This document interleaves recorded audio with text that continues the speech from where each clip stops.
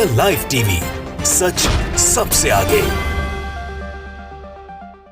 किसी को दंगाई बता देना, किसी को उपद्रवी बता देना और आरोप लगाते हुए उसके पोस्टर लगा देना, यह काम योगी सरकार का रहा है। लेकिन इसके चलते इलाहाबाद हाईकोर्ट ने एक बार उनकी जमकर मजम्मत भी की थी, फटकार लगाई थी कि आखिरकार ये किस कानून के तहत पोस्टर लगा दिए गए। अब ऐसा ही काम दूसरी जगह करने की कोशिश की गई है।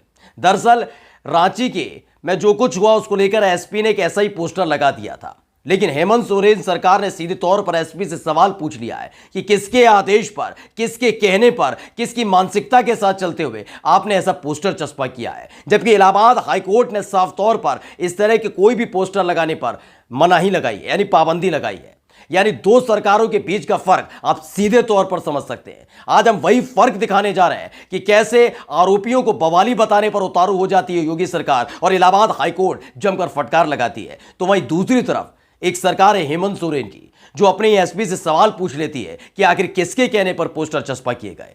नमस्कार, मैं हूं प्रज्वल गौतम और आप देख रहे हैं द लाइव टीवी। आपको याद ही होगा 2020 की पूरी घटना है जब सीए और एनआरसी को लेकर पूरा का पूरा विवाद चल रहा था। एक तरफ शाहीन बाग में विवाद चल रहा था, वहां पर धरने पर बैठे हुए थे, उसे विवादित करने की कोशिश लगातार की जा रही थी, तमाम घटनाक्रम तेजी के साथ घट रहे थे। तो वहीं लखनऊ में भी प्रदर्शन चल रहा था। लखनऊ में जो प्रदर्शन चल रहा था उसे रोकने के लिए तमाम तरह के हथकंडे आजमाए जा रहे थे। इस बीच ऐसा कुछ किया गया जिसके बाद थोड़ा सा बवाल हुआ था, अराजक स्थिति बनती नजर आई थी, पथराव भी हुआ था, तमाम चीजें हुई थी। ये क्यों हुई थी, कैसे हुई थी, जांच का विषय आज तक जांच नहीं की गई, क्योंकि जांच से पहले जरूरी हो जाता है ये चिन्हित कर लेना कि पत्थर पकड़वा दिए जाए मुसलमानों के हाथों में, और वही किया गया। एक पोस्टर लगाया गया था, आपको याद होगा वो पोस्टर लगा था और वो शहर भर में अलग अलग जगह लगाया गया था। ये पोस्टर जैसे ही पहुंचे थे इलाहाबाद हाईकोर्ट में, साहब ने, यानी जो जज साहब हैं, उन्होंने सीधे तौर पर योगी सरकार को जमकर फटकार लगाई थी कि बताइए तो जरूर कि जो आरोपी हैं वो अभी बवाली नहीं है, उपद्रवी नहीं है, दोषी करार नहीं दिए गए, उससे पहले उनको आरोपियों को दोषी करार कैसे दे दिया गया, पोस्टर चस्पा कैसे कर दिए गए, कैसे कर दिए गए कि कह दिया गया रिकवरी की जाएगी, ये तमाम बातें आपने कैसे तय कर ली और ये पोस्टर लगाने का अधिकार आपको किसने दे दिया। ऐसी जमकर फजीयत हुई थी, पहली फुर्सत में सारे के सारे पोस्टर हटाने पड़े थे योगी सरकार को, यानी कि वहां जमकर फजीयत हुई थी। अब यही काम करने की कोशिश की गई है, कहां, सीधे तौर पर की गई झारखंड के अंदर। सबसे पहले एएनआई ने जो खबर लिखी है वो हम आपको बता देते हैं। गृह सचिव राजीव अरुण एक्का ने 10 जून को हुई हिंसा में शामिल आरोपियों के पोस्टर लगाने पर एसएसपी रांची से स्पष्टीकरण मांगा है। पत्र में कहा गया है कि कानून के मुताबिक नहीं है और इलाहाबाद हाईकोर्ट के आदेश के खिलाफ है। यह सीधे तौर पर कहा गया है कि इलाहाबाद हाईकोर्ट का जो फैसला आया था, यानी योगी सरकार को जो फटकार लगाई गई थी, उससे सीख ली गई है। उन्होंने कहा है कि उनका सम्मान करते हैं, हाईकोर्ट का यह सम्मान है कि भैया हम ऐसा कोई भी किसी भी तरह का पोस्टर नहीं लगाएंगे। लेकिन एक अधिकारी ने लगाया है तो उस अधिकारी से जवाब तलब कर लिया गया है। आपको बता दें कि रांची में ये जो नुपुर शर्मा के गिरफ्तारी को लेकर प्रदर्शन हो रहा था, उस प्रदर्शन के दौरान उपद्रव होने लगा था।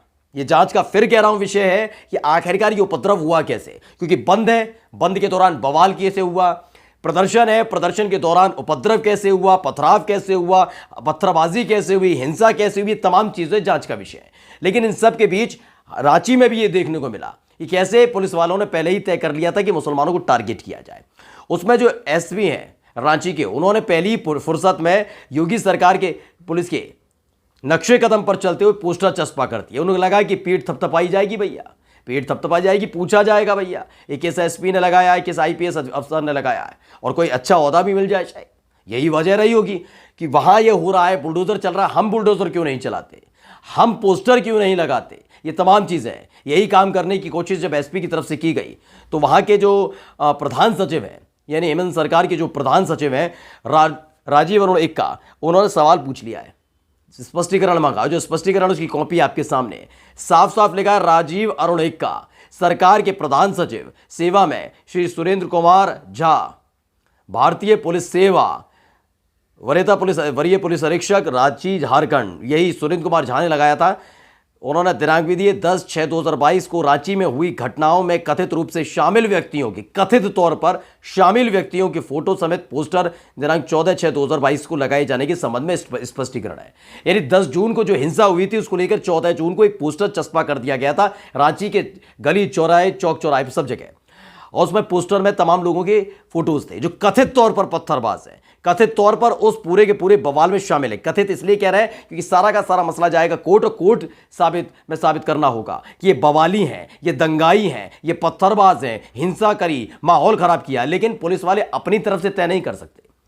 आगे लिखा है कि महाशय, निर्देशानुसार उपयुक्त दिनांक 10/6/2022 को रांची में हुई घटनाओं में नाजायज मजमू में कथित रूप से शामिल व्यक्तियों ने हिंसा में कथित रूप से शामिल व्यक्तियों के फोटो समेत पोस्टर दिनांक 14/6/2022 को रांची पुलिस द्वारा लगाए गए, जिनमें कई व्यक्तियों के नाम और उनके विवरण भी दिए गए।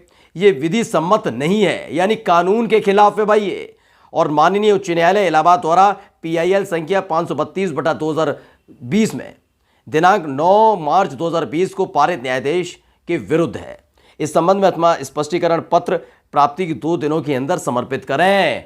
कि इलाहाबाद हाईकोर्ट का आदेश क्या पढ़ा नहीं था साहब आपने? एक IPS अफसर है, आपको जानकारी नहीं है कि साफ तौर पर कह दिया गया था, यानी जो काम योगी सरकार करेगी, उनकी पुलिस करेगी, वही आप करेंगे।